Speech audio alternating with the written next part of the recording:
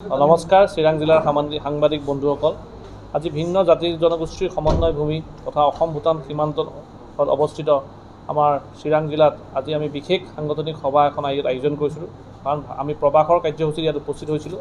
কাৰণ ভাৰতীয় জনতা পাৰ্টিৰ প্ৰৱাসটো হৈছে এক অবিচ্ছেদ্য অংশ। গতিকে আমি যুৱ সতীৰ্থবৃন্দৰ লগত কেনেকৈ আগন্তুক দিনত BTADত বিশেষভাৱে চিৰাং জিলাত আমি যুৱ মৰ্চাই কেনেকৈ যুৱ সমাজখনক আমি একত্ৰিত কৰি সমাজখনক আগুৱাই লৈ যাব পাৰোঁ, য'ত হিংসা নাথাকে, য'ত মানুহৰ এটা আদৰ্শৰ প্ৰতি সকলোকে একত্ৰিত কৰি সমাজখনক একে সমন্বয়ৰ ধাৰাৰে আগুৱাই লৈ যোৱাৰ কাৰণে আমি প্ৰয়াস কৰিব সেই উদ্দেশ্যে ইয়াত উপস্থিত হৈছিলোঁ।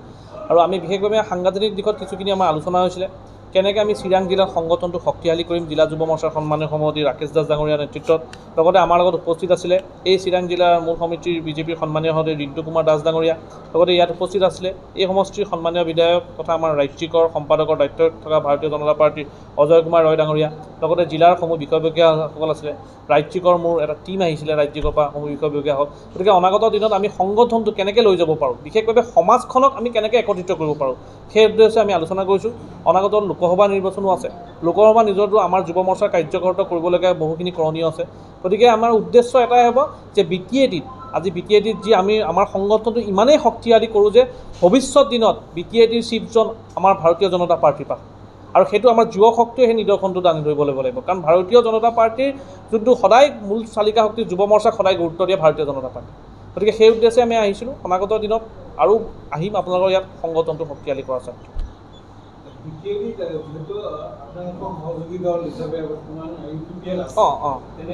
আগন্তুক লোকসভা নিৰ্বাচনত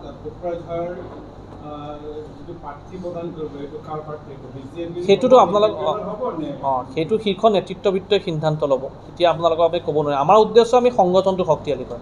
আমি UPPLকো আমি সন্মান জনাওঁ, কাৰণ আমাৰ মিত্ৰজোঁটৰ প্ৰাৰ্থী হয়। আৰু মাননীয় মুখ্যমন্ত্ৰী ডক্টৰ হিমন্ত বিশ্ব শৰ্মাই সকলোকে লগত লৈ যাবলৈ তেওঁ সদায় চেষ্টা কৰে।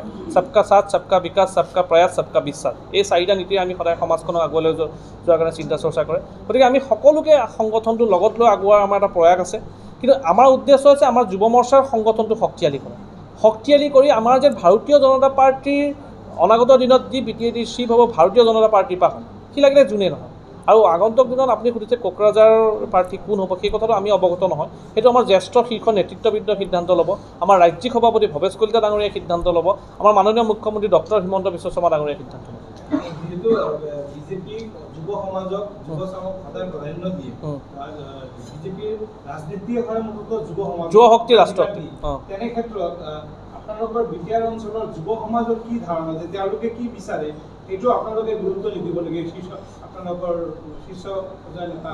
চাওক, ভাৰতীয় জনতা পাৰ্টীয়ে সদায় চাইলেণ্টলি অবজাৰ্ভ কৰি থাকে আমাৰ জ্যেষ্ঠসকলে। চাওক, সেইকাৰণে ভাৰতীয় জনতা পাৰ্টীত আমি যে আজি যুৱ সতীৰ্থসকলৰ লগত এখন বৈঠক কৰিছোঁ, উদ্দেশ্য কি যে সকলোকে কৈছোঁ সমাজৰ স্বাৰ্থত, সকলোকে সমাজৰ প্ৰতিটো শ্ৰেণীৰ স্বাৰ্থত আপোনালোকে কাম কৰি যাওক। আৰু আমাৰ জ্যেষ্ঠসকলে চাইলেণ্টলি অবজাৰ্ভ কৰি থাকিব যে কাক ছিট দিব লাগে, ভোট দিব লাগে। আৰু ডেফিনেটলি আপোনালোকে দেখিছে সেইটো খুব নিদৰ্শন এটা আছে সমগ্ৰ ভাৰতবৰ্ষতে। আমাৰ যুৱ শক্তিক সদায় প্ৰাধান্য দিয়ে। আজি আপোনালোকে জানে আমাৰ ৰাষ্ট্ৰীয় সভাপতি ভাৰতীয় জনতা যুৱ মৰ্চাৰ যি আমাৰ সবতকৈ তেওঁ লোকসভাৰ সাংসদ হৈছিলে, একদম সবতকৈ য়াংগেষ্ট MP হিচাপে তেওঁ আজিৰ দিনত সমাজত ভাৰতবৰ্ষত তেওঁক জানে, আমাৰ তেজস্বী চুৰীয়া ডাঙৰীয়া। গতিকে সেইটো ভাৰতীয় জনতা পাৰ্টীয়ে সিদ্ধান্ত ল'ব। আমাৰ উদ্দেশ্য হৈছে আমি সংগঠনটো শক্তিশালী আৰু সকলোকে লগত লৈ আমি সমাজখনক একত্ৰিত কৰা আমাৰ উদ্দেশ্য।